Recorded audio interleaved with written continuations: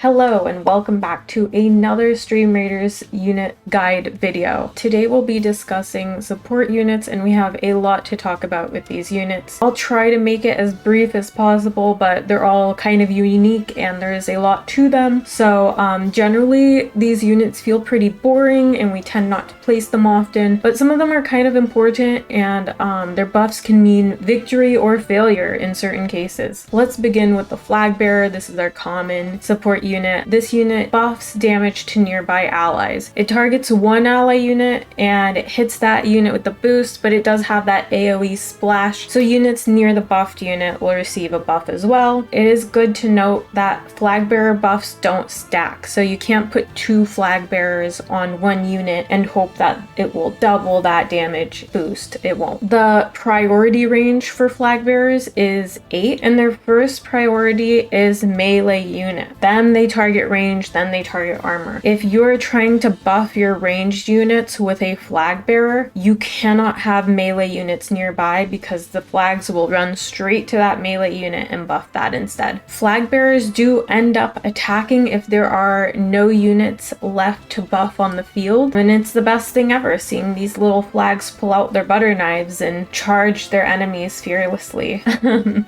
Let's talk about specs for Flagbearers. Just today, Stream Raiders did a lot of updates to specializations, but quite frankly, most of the updates they've done were just adding a little bit of a percent to an irrelevant spec, and those specs are still irrelevant. So there's not too much changing here. Threatening is probably our best spec for the Flagbearer. It casts a debuff every 5 seconds to all enemy units in a 4 AoE around itself. That lasts 4 seconds and reduces damage by 10%. This seems like a small amount, but it can be pretty useful when your flags are following your melee to the front lines and debuffing the enemies for faster kills. Mighty sounds like a good spec. It essentially makes a level 20 Flagbearer work like a level 30 Flagbearer. Currently, re-specializing units is free. You can spec your level 20 Flagbearer to Mighty and then re-spec it to Threatening at level 30. That's your choice if you want to go that route. If you just want to give that 100% boost with the level 20 Mighty until it becomes level 30. I'm not sure how long that this free respecking will last, but for now it's free and you can just change any unit that's level 30 to any spec. Cursed causes flags to deal some damage on death and it's useless. Please don't do Cursed. The only game mode Cursed might be useful in is PvP, and PvP is boring, let's be real. Next support unit are our healers. The main thing to note of healers is that they have a priority range of 30, which is massive. Oh my gosh, healers in their pathing. They will seek to heal armored units first, then melee, then range. What this usually means for our healers is if there is an armored unit across the battlefield through a horde of enemies, that healer will just herp-a-derp through the enemies and die trying to get to that armored unit. Hey, healers! Hey, whoa! No! Stop it! What the fuck? Anyways, specs were updated for healers as well. The best spec for healers is still Invig healer despite it getting nerfed. Invigorating healers originally reduced incoming damage by 20% for 30 seconds. Now it gives 15% defense to nearby allies for 5 seconds. Still not bad. Brand healer stayed the same. Hex healer received a buff. Now it deals 15 HP damage rather than what used to be 2. This might be useful depending in maybe dungeons, but I don't know how useful hex healers will still be. The next support unit we'll talk about, and one of my favorite units, is the monk. Monks are cool support units because they heal and deal damage from a safe distance. They have an attack range of 2 rather than 1, so they don't have to get right up on the unit to deal damage. They can kind of stand a safe distance away and still deal damage while they heal. Do note we've made it to our potion farming unit of the day. Out of all the support units, shockingly, your monk is the best unit to place in campaign to farm potions. If you're trying to farm potions, drop that monk into the campaign battle. Let's get into specializations for the monk. Mighty monk Monk is my personal favorite specialization, and it actually got buffed, shockingly. You'd think it would have gotten nerfed because it was the best spec before the spec updates, but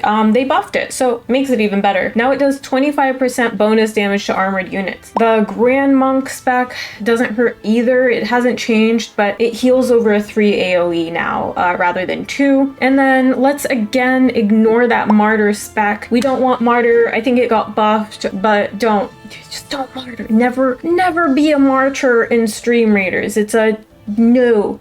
X, not M. X. Yeah, no martyrs. Our next support unit is a legendary unit, the Templar. This unit has a reasonable power cost. The issue is that you can only place it once every 4 hours in campaign. Templars have decent HP and deal an average amount of damage, and they boost the damage of nearby allies within 2 range. In terms of specs, definitely don't choose the Knight spec. Personally, between Grand and Duelist, I'd probably choose the Grand. It increases the damage buff to nearby friendly units to 100%. Let's keeping this brief and move on to one of our newest support units, which is the Saint. This unit provides range damage reduction to nearby non-armored units. It prioritizes melee, or at least it's supposed to. Then it prioritizes support units apparently, and then range unit. The best spec for this unit should be Focus, but we're unsure if the spec has been fixed or not. The spec is meant to reduce incoming range damage by an extra 10%. The other spec that might be useful is Glorious, which just increases the AoE of its protection to 5 range. And yeah, last spec is Martyr. Stream Raiders really loves to throw in these Martyr specs. Maybe they just have run out of creative ideas for specs, but ignore the Martyr spec. You know what to do. The last support unit. This is a brand new unit, the newest unit in the game, the Necromancer. Now, while it sounds badass, it's a little bit underwhelming. This unit was made into a legendary unit for some reason.